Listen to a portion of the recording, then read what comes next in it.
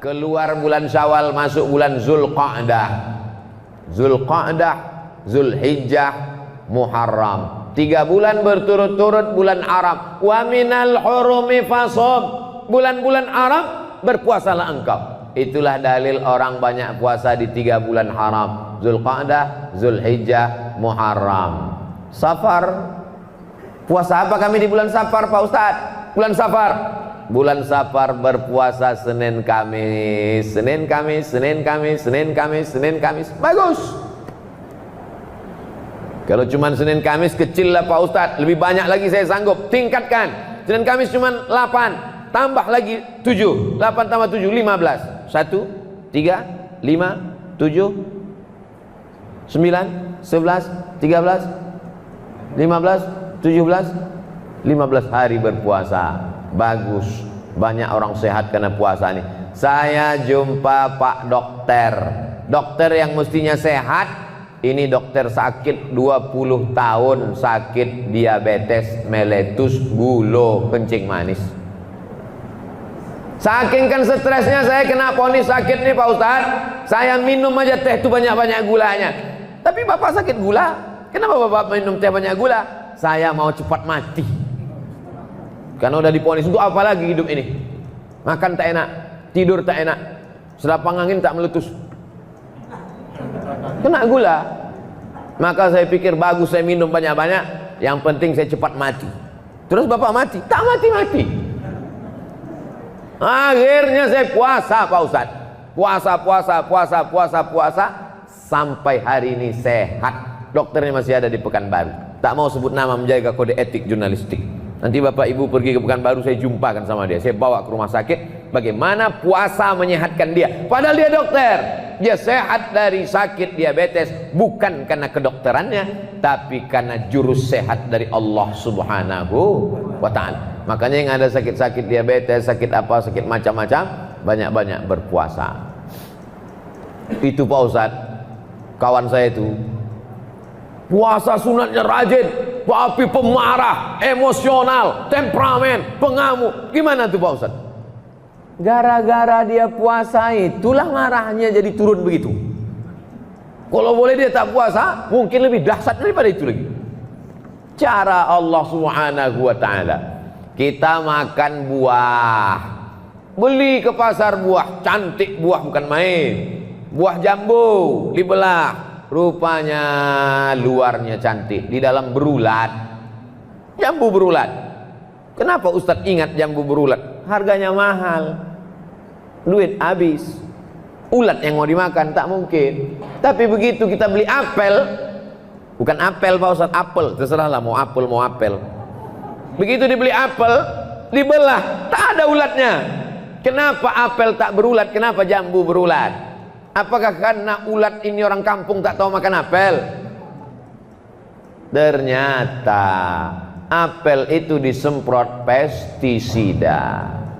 Ulat tahu, kita tak tahu. Ikan asin itu kan bau, tapi tidak ada lalat yang berkerumun. Kenapa lalat tak mau berkerumun di ikan asin? Karena lalat tahu bahwa ikan asinnya pakai formalin, pengawet mayat. Kita beli, kenapa? Kita tak tahu. Jadi kita ini banyak mati karena tak tahu. Makan ikan asin pakai formalin, masuk ke badan menggumpal. Makan apel pakai, makan pir pakai, makan buah-buahan rupanya disemprotkan pakai pestisida.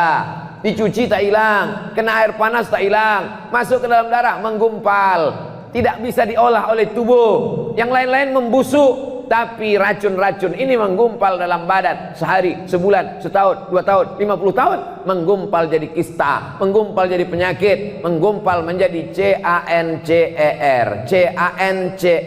cancer. Apa nama penyakitnya? Cancer. Orang kita payah nyebut cancer, kenapa? Kanker. Bagaimana cara menghilangkan kanker ini? Datanglah jamaah memberikan kertas selembar kepada saya. Kata dia, badan kita ini bisa memakan dirinya sendiri. Badan kita ini tiap hari makan.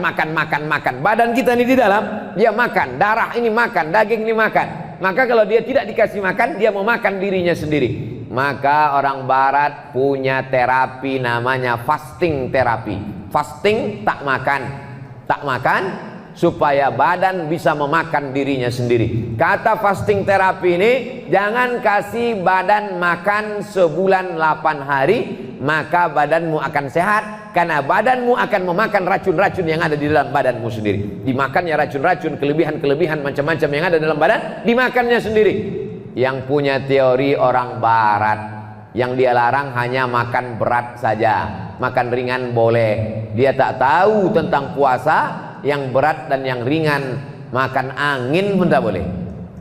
Begitulah Allah Ta'ala. Begitu saya baca bahwa fasting 8 hari bisa menyelamatkan badan, subhanallah, masya Allah, tabarakallah. 8 hari kata dia, pas macam 8 hari yang diajarkan Nabi. Senin, Kamis, Senin, Kamis, Senin, Kamis, Senin, Kamis. Mahasiswa-mahasiswi pelajar sekolah pesantren bagus, Senin, Kamis. Belanja tak berkurang. Bisa simpan uang jajan untuk paket nonton Abdul Somad official. Jamaah yang dimuliakan Allah Subhanahu wa taala.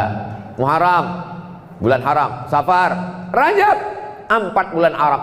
Salasun mutawaliyatun, 3 bulan berturut-turut. Zulqa'dah, Zulhijjah, Muharram. Ada 1 bulan terpisah, Rajab. Jumadil awal, Jumadil akhir, Rajab, Sya'ban, Ramadan. Balik lagi ke Ramadan. Maka spirit semangat Ramadan mesti dibawa terus. Tapi dalam Islam orang berpuasa bukan mau kebal. Ada orang berpuasa tak makan, tak minum sampai badannya lemas, sampai berkunang-kunang, sampai tak nampak, sampai gelap. Kalau sudah badan lemas, berkunang-kunang, tak nampak, tak gelap, hilang ingatan, masuk jin ke dalam badan. Kalau sudah jin masuk ke dalam badan menjadi kebal, tak mempan pisau, tak mempan macam-macam. Kenapa kalau memang betul orang bisa jin masuk ke dalam badannya tak mempan tembus peluru? Kenapa kita kalah dijajah Belanda? Karena Belanda tuh berkawan sama jin setan. Kenapa tukang-tukang sulap aja yang bisa? Itulah menunjukkan bahwa kekuatan yang hakiki adalah kekuatan dari Allah Subhanahu wa taala. Kita berpuasa bukan karena mau jalan di atas air. Kita berpuasa bukan karena mau memasukkan intan dan emas ke dalam badan supaya kuat dan ganteng.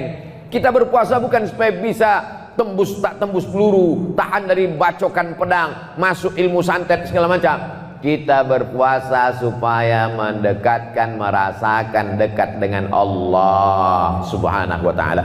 Tapi kalau ada orang hanya puasa yang pentingnya kepada Allah, kepada manusia, puasa juga mendidik kita supaya peduli kepada manusia. Hadirilah seminar internasional tentang membahas kelaparan dunia yang menjadi narasumbernya Profesor Dr. Fulan. Tak pernah lapar, panitianya kenyang semua. Kira-kira apalah hasil dari seminar lapar yang dipresentasikan oleh orang kenyang? Lapar menurut etimologi, lapar menurut terminologi, lapar menurut orang kenyang tidak bisa cerita lapar. Maka Islam tidak mau kita berteori lapar lughatan, lapar wastilahan. Tidak, langsung kita rasakan lapar.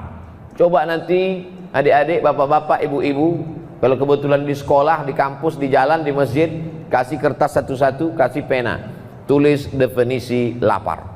Pasti macam-macam jawabannya. Apa kau tulis? Lapar adalah lapar. Kau apa?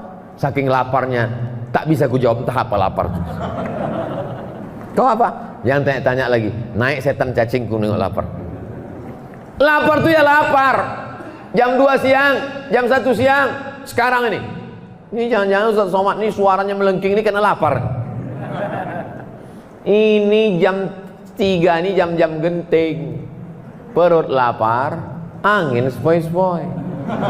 Kalau sampai saya ceramah pelan, adapun bulan Ramadan ini, marilah kita tinggal.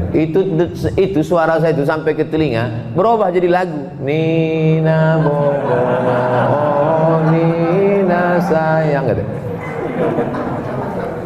Itu. Jadi saya ceramah jam 3 ini bercampur ini. Yang pertama, lapar ada juga sedikit.